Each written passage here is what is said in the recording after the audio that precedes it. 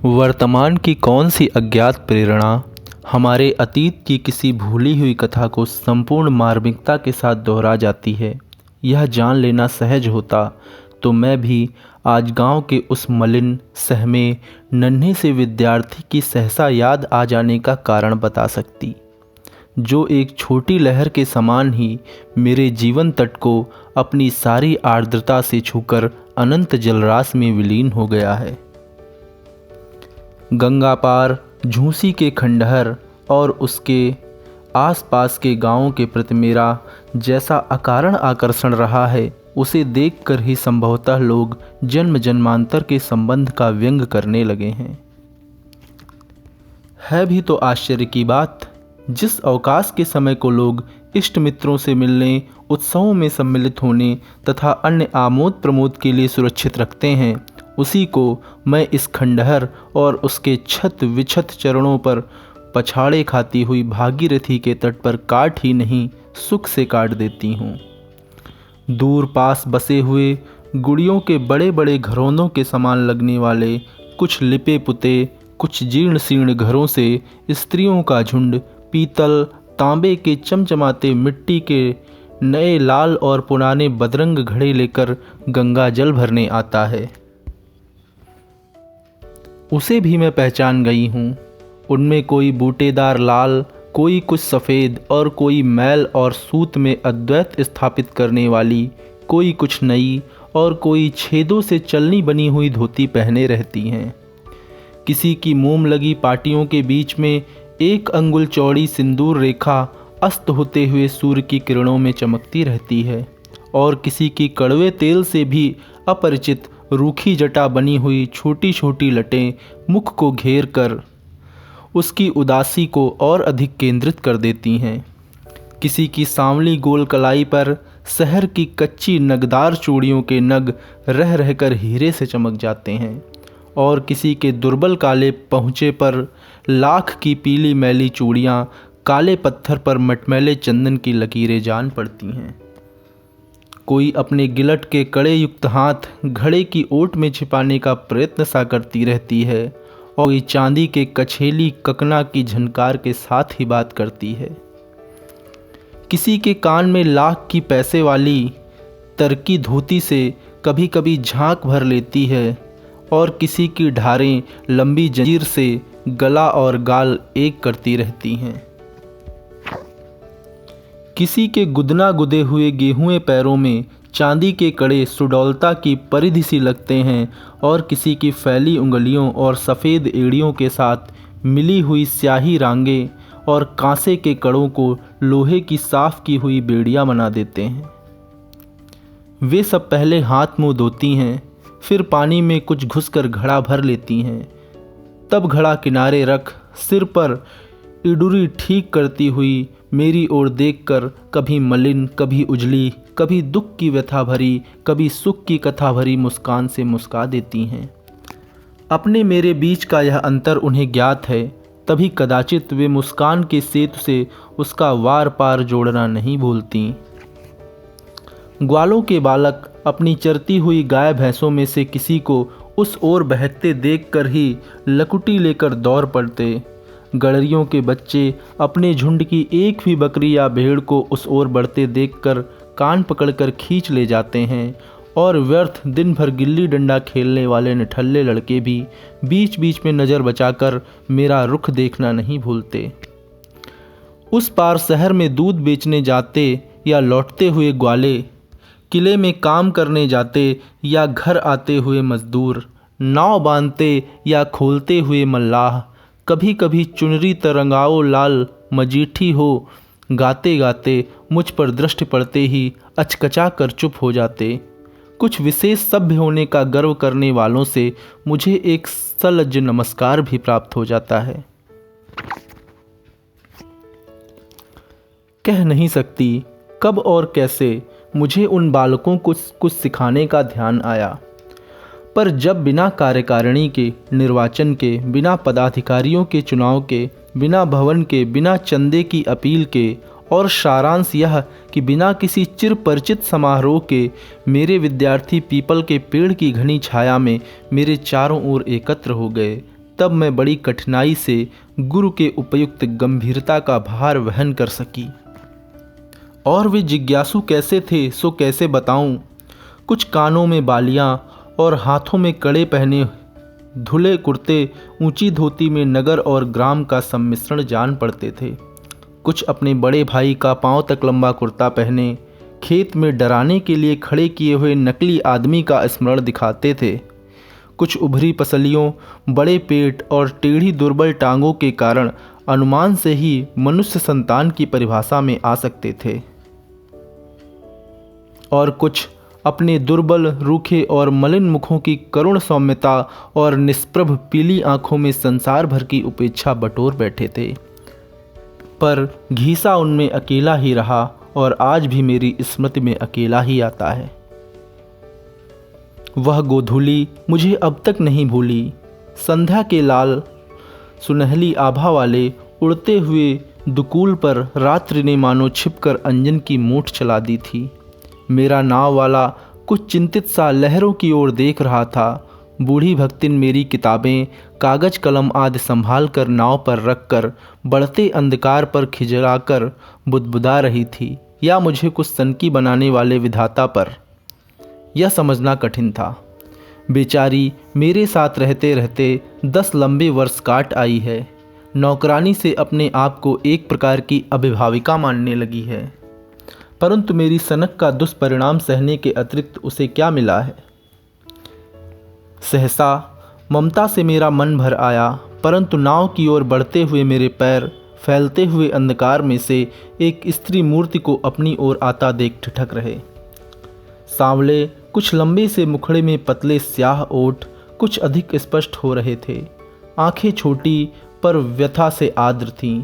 मलिन, बिना किनारी की गाढ़ी धोती ने उसके सलहकारित अंगों को भली भांति ढक लिया था, परंतु तब भी शरीर की सुडौलता का आभास मिल रहा था। कंधे पर हाथ रखकर वह जिस दुर्बल अर्धनग्न बालक को अपने पैरों से चिपकाए हुए थी, उसे मैंने संध्या के झुटपुटे में ठीक से नहीं देखा।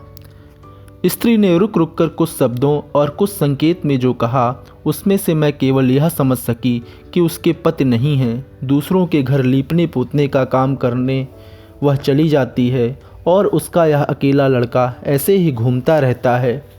मैं इसे भी और बच्चों के साथ बैठने दिया करूं तो यह कुछ तो सीख सके। दूसरे इतवार को मैंने उसे सबसे पीछे अकेले एक ओर दुबक कर बैठे हुए देखा। पक्का रंग पर गठन में विशेष सुडौल, मलिन मुख जिसमें 2 पीली पर सचेत आँखें जड़ी सी जान पड़ती थीं, कसकर बंद किए हुए पतले होंठों की दृढ़ता और सिर पर खड़े हुए छोटे छोटे रूखे बालों की उग्रता उसके मुख की संकोच भरी कोमलता से विद्रोह कर रही थी। उभरी हड्डियों वाली गर्दन को संभाले हुए झुके कंधों से रक्तहीन मटमैली हथेलियों और टेढ़े मेढ़े कटे हुए नाखूनों युक्त हाथों वाली पतली बाहें ऐसी झूलती थीं जैसे ड्रामा में विष्णु बनने वाले की 2 नकली भुजाएं। निरंतर दौड़ते रहने के कारण उस लचीले शरीर में दुबले पैर ही विशेष पुष्ट जान पड़ते थे। बस ऐसा ही था वह, न नाम में कवित्व की गुंजाइश न शरीर में। पर उसकी सचेत आँखों में न जाने कौन सी जिज्ञासा भरी थी। वे निरंतर घड़ी की तरह खुली मेरे मुख पर टिकी ही रहती थी, मानो मेरी सारी विद्या बुद्धि को सीख लेना ही उनका ध्येय था। लड़के उससे कुछ खिंचे खिंचे से रहते थे, इसलिए नहीं कि यह कोरी था, वरन इसलिए कि किसी की माँ, किसी की नानी, किसी की बुआ आदि ने घीसा से दूर रहने की नितांत आवश्यकता उन्हें कान पकड़ पकड़ कर समझा दी थी। यह भी उन्होंने बताया और बताया घीसा के सबसे अधिक कुरूप नाम का रहस्य। बाप तो जन्म से पहले ही नहीं रहा। घर में कोई देखने भालने वाला न होने के कारण माँ उसे बंदरिया के बच्चे के समान चिपकाए फिरती थी। उसे एक ओर लिटाकर जब वह मजदूरी के काम में लग जाती थी, तब पेट के बल घसीट घसीट कर बालक संसार के प्रथम अनुभव के साथ साथ इस नाम की योग्यता भी प्राप्त करता जाता था। फिर धीरे धीरे अन्य स्त्रियां भी मुझे आते जाते रोककर अनेक प्रकार की भावभंगिमा के साथ एक विचित्र सांकेतिक भाषा में घीसा की जन्मजात अयोग्यता का परिचय देने लगीं। क्रमशः मैंने उसके नाम के अतिरिक्त और कुछ भी न जाना। उसका बाप था तो कोरी, पर बड़ा ही अभिमानी और भला आदमी बनने का इच्छुक। डलिया आदि बुनने का काम छोड़कर वह थोड़ी बढ़ईगिरी सीख आया, और केवल इतना ही नहीं, एक दिन चुपचाप दूसरे गांव से युवती वधू लाकर उसने अपने गांव की सब सजातीय सुंदरी बालिकाओं को उपेक्षित और उनके योग्य माता पिता को निराश कर डाला। मनुष्य इतना अन्याय सह सकता है, परंतु ऐसे अवसर पर भगवान की असहिष्णुता प्रसिद्ध ही है। इसी से जब गांव के चौखट किवाड़ बनाकर और ठाकुरों के घरों में सफ़ेदी करके उसने कुछ ठाट बाट से रहना आरंभ किया, तब अचानक हैजे के बहाने वह वहां बुला लिया गया, जहां न जाने का बहाना न उसकी बुद्धि सोच सकी न अभिमान। पर स्त्री भी कम गर्वीली न निकली। गांव के अनेक विधुर और अविवाहित कोरियों ने केवल उदारतावश ही उसकी नैया पार लगाने का उत्तरदायित्व लेना चाहा, परंतु उसने केवल कोरा उत्तर ही नहीं दिया, प्रत्युत उसे नमक मिर्च लगाकर तीत भी कर दिया। कहा, हम सिंह के मेहरा, डिगरी होय के का सियारन के ब्याब। फिर बिना स्वर ताल के आंसू गिराकर, बाल खोलकर, चूड़ियाँ फोड़कर और बिना किनारे की धोती पहनकर जब उसने बड़े घर की विधवा का स्वांग भरना आरंभ किया, तब तो सारा समाज क्षोभ के समुद्र में डूबने उतराने लगा।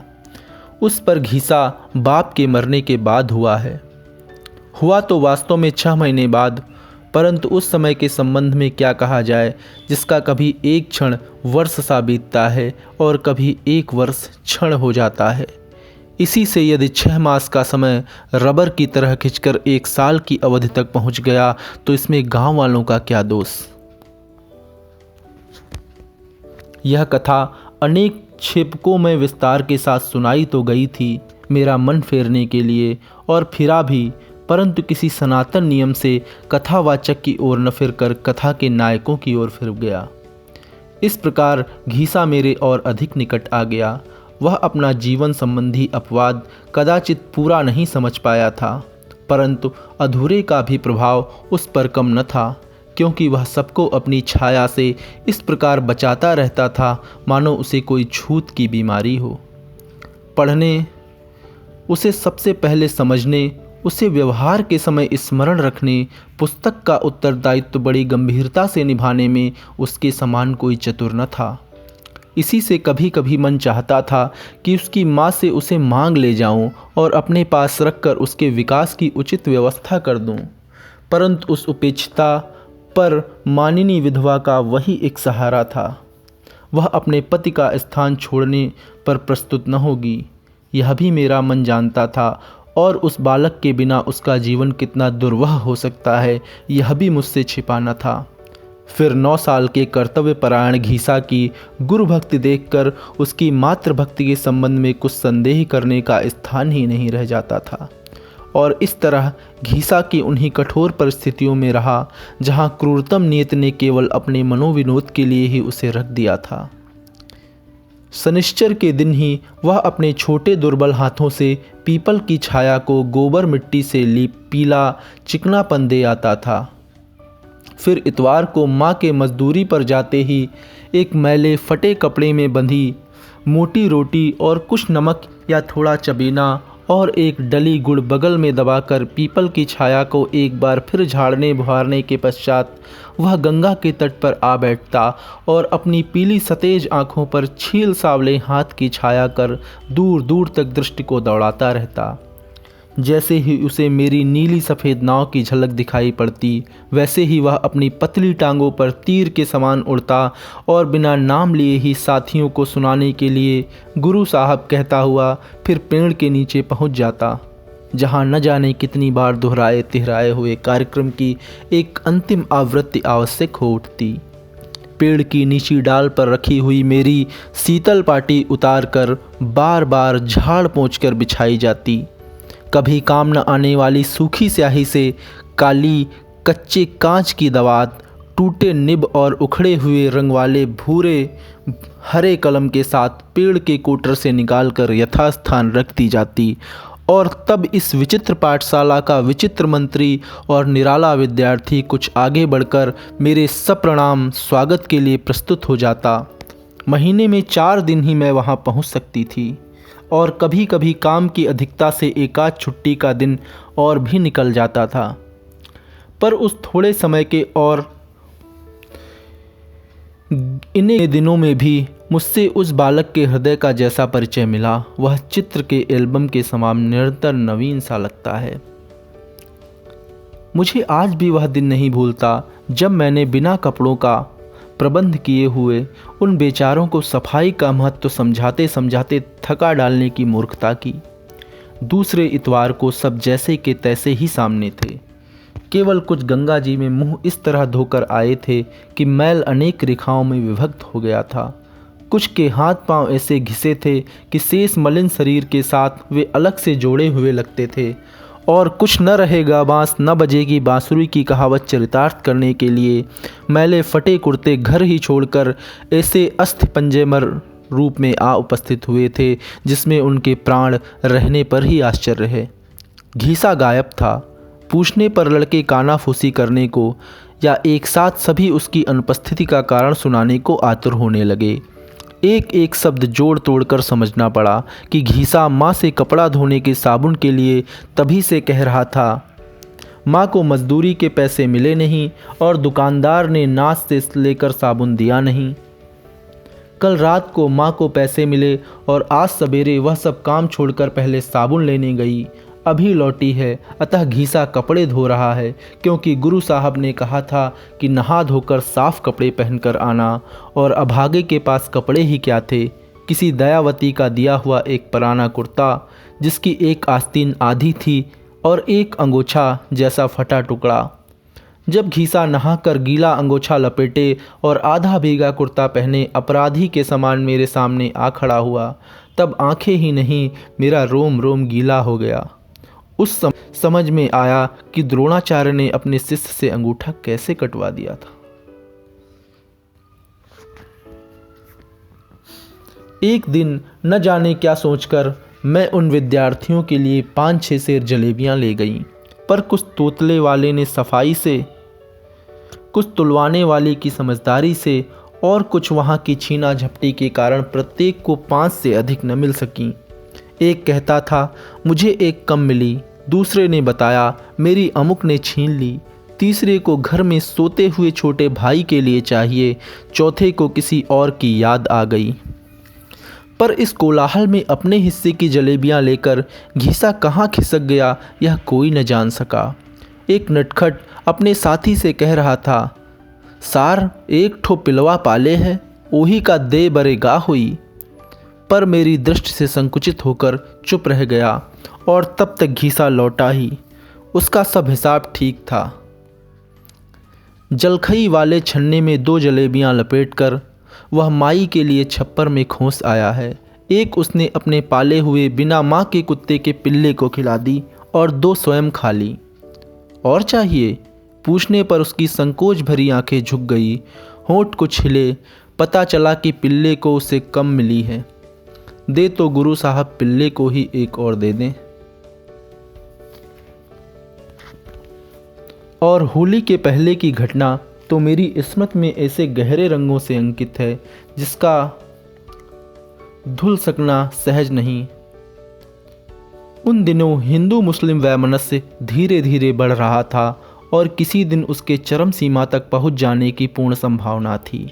घीसा 2 सप्ताह से ज्वर में पड़ा था। दवा मैं भिजवा देती थी, परंतु देखभाल का कोई ठीक प्रबंध न हो पाता था। 2-4 दिन उसकी माँ स्वयं बैठी रही, फिर एक अंधी बुढ़िया को बैठाकर काम पर जाने लगी। इतवार की सांझ को मैं बच्चों को विदा दे घीसा को देखने चली, परंतु पीपल के 50 पग दूर पहुँचते पहुँचते उसी को डगमगाते पैरों से गिरते पड़ते अपनी ओर आते देख मेरा मन उद्विग्न हो उठा। वह तो इधर 15 दिन से उठा ही नहीं था, अतः मुझके उसके सन्निपातग्रस्त होने का ही संदेह हुआ।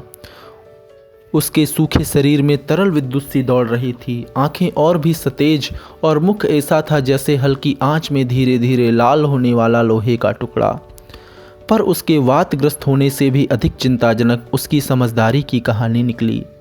वह प्यास से जाग गया था, पानी पास नहीं मिला और मनिया की अंधी आजी से मांगना ठीक न समझकर वह चुपचाप कष्ट सहने लगा। इतने में मुल्लू के कक्का ने पार से लौटकर दरवाजे से ही अंधी को बताया कि शहर में दंगा हो रहा है, और तब उसे गुरु साहब का ध्यान आया। मुल्लू के कक्का से के हटते ही वह ऐसे हौले हौले उठा कि बुढ़िया को पता ही न चला, और कभी दीवार कभी पेड़ का सहारा लेता लेता इस ओर भागा। अब वह गुरु साहब के गोड़ धरकर यहीं पड़ा रहेगा, पर पार किसी तरह भी न जाने देगा। तब मेरी समस्या और भी जटिल हो गई। पार तो मुझे पहुंचना था ही, पर साथ ही बीमार घीसा को ऐसे समझाकर जिससे उसकी स्थिति और गंभीर न हो जाए। पर सदा के संकोची, नम्र और आज्ञाकारी घीसा का इस दृढ़ और हठी बालक में पता ही न चलता था।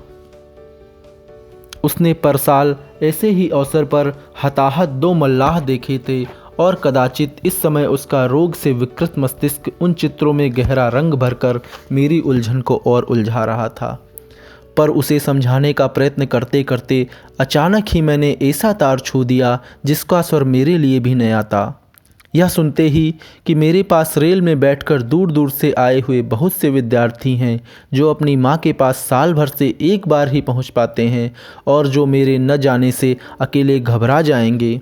घीसा का सारा हठ, सारा विरोध ऐसे बह गया जैसे वह कभी था ही नहीं। और तब घीसा के समान तर्क की क्षमता किसमें थी? जो सांझ को अपनी माई के पास नहीं जा सकते, उनके पास गुरु साहब को जाना ही चाहिए।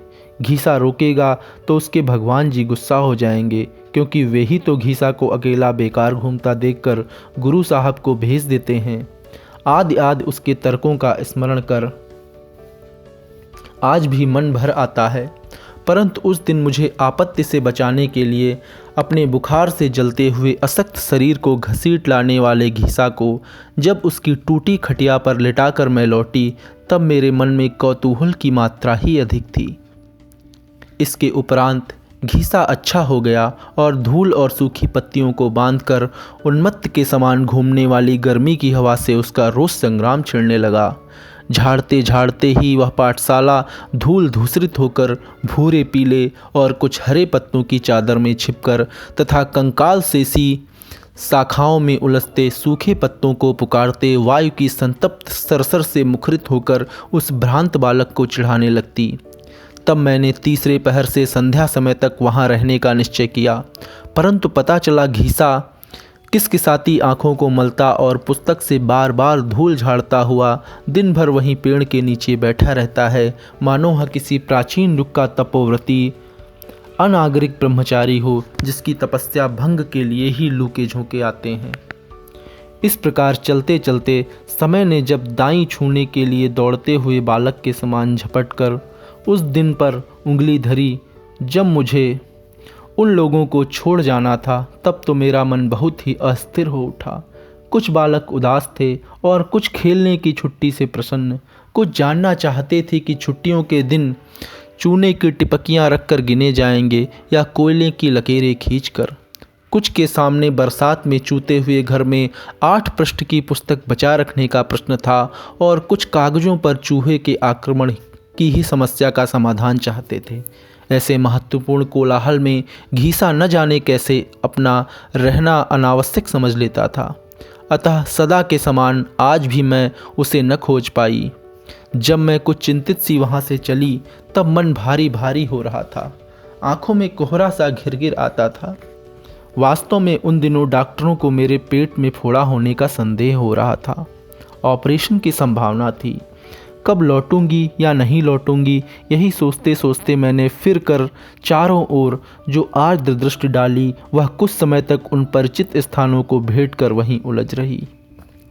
पृथ्वी के उच्छ्वास के सामने उठते हुए धुंधलेपन में वे कच्चे पर आकंठ मग्न हो गए थे। केवल फूस के मटमैले और खपरेल के कत्थई और काले छप्पर वर्षा में बढ़ी गंगा के मिट्टी जैसे जल में पुरानी नावों के समान जान पड़ते थे। कछार की बालू में दूर तक फैले तरबूज और खरबूजे के खेत, अपने सिर की और फूस की मुट्ठियों, टट्टियों और रखवाली के लिए बनी पर्णकुटियों के कारण जल में बसे किसी आदिम द्वीप का स्मरण दिलाते थे। उनमें एक दो दिए जल चुके थे। तब मैंने दूर पर एक छोटा सा काला धब्बा आगे बढ़ता देखा। वह घीसा ही होगा, यह मैंने दूर से ही जान लिया। आज गुरु साहब को उसे विदा देना है, यह उसका नन्हा हृदय अपनी पूरी संवेदना शक्ति से जान रहा था, इसमें संदेह नहीं था। परंतु उस उपेक्षित बालक के मन में मेरे लिए कितनी सरल ममता और मेरे बिछोह की कितनी गहरी व्यथा हो सकती है, यह जानना मेरे लिए शेष था। निकट आने पर देखा कि उस धूमिल गोधूली में बादामी कागज पर काले चित्र के समान लगने वाला नंगे बदन घीसा एक बड़ा तरबूज दोनों हाथों में संभाले था, जिसमें बीच में कुछ कटे भाग में से भीतर की ईषतलच्छ ललाई और चारों ओर के गहरे हरेपन में कुछ बंद गुलाबी फूल जैसी जान पड़ती थी। घीसा के पास न पैसा था न खेत, तब क्या वह इसे चुरा लाया है? मन का संदेह बाहर आया ही, और तब मैंने जाना कि जीवन का खरा सोना छिपाने के लिए मलिन शरीर को बनाने वाला ईश्वर उस बूढ़े आदमी से भिन्न नहीं, जो अपनी सोने की मोहर को कच्ची मिट्टी की दीवार में रखकर निश्चिंत हो जाता है। घीसा गुरु साहब से झूठ बोलना भगवान जी से झूठ बोलना समझता है। वह तरबूज कई दिन पहले देख आया था। माई के लौटने में जाने क्यों देर हो गई, तब उसे अकेले ही खेत पर जाना पड़ा। वहाँ खेत वाले का लड़का था, जिसकी उसके नए कुर्ते पर बहुत दिन से नज़र थी। प्रायः सुना सुना कर कहता था कि जिनकी भूख झूठी पत्तल से बुझ सकती है, उनके लिए परोसा लगाने वाले पागल होते हैं। उसने कहा, पैसा नहीं है तो कुर्ता दे जाओ, और घीसा आज तरबूज न लेता तो कल उसका क्या करता। इससे कुर्ता दे आया। पर गुरु साहब को चिंता करने की आवश्यकता नहीं, क्योंकि गर्मी में वह कुर्ता पहनता ही नहीं और जाने आने के लिए पुराना ठीक रहेगा। तरबूज सफ़ेद न हो इसलिए कटवाना पड़ा। मीठा है या नहीं यह देखने के लिए उंगली से कुछ निकाल भी लेना पड़ा। गुरु साहब ना लें तो घीसा रात भर रोएगा, छुट्टी भर रोएगा। ले जावें तो वह रोज़ नहा धोकर पेड़ के नीचे पढ़ा हुआ पाठ दोहराता रहेगा, और छुट्टी के बाद पूरी किताब पट्टी पर लिख कर दिखा सकेगा। और तब अपने स्नेह में प्रगल्भ उस बालक के सिर पर हाथ रखकर मैं भावातिरेक से ही निश्चल हो रही। उस तट पर किसी गुरु को किसी शिष्य से कभी ऐसी दक्षिणा मिली होगी, ऐसा मुझे विश्वास नहीं। परंतु उस दक्षिणा के सामने संसार में अब तक सारे आदान प्रदान फीके जान पड़ते। फिर घीसा के सुख का विशेष प्रबंध कर मैं बाहर चली गई, और लौटते लौटते कई महीने लग गए। इस बीच में उसका कोई समाचार मिलना ही संभव था। जब फिर उस ओर जाने का मुझे अवकाश मिल सका, तब घीसा को उसके भगवान जी ने सदा के लिए पढ़ने से अवकाश दे दिया था। आज वह कहानी दोहराने की शक्ति मुझ में नहीं है, पर संभव है आज के कल के कुछ दिनों के मास और मास के वर्ष बन जाने पर मैं दार्शनिक के समान धीर भाव से उस छोटे जीवन का उपेक्षित अंग बन सकूंगी। अभी मेरे लिए इतना ही पर्याप्त है कि मैं अन्य मलिन मुखों में उसकी छाया ढूंढती रहूं।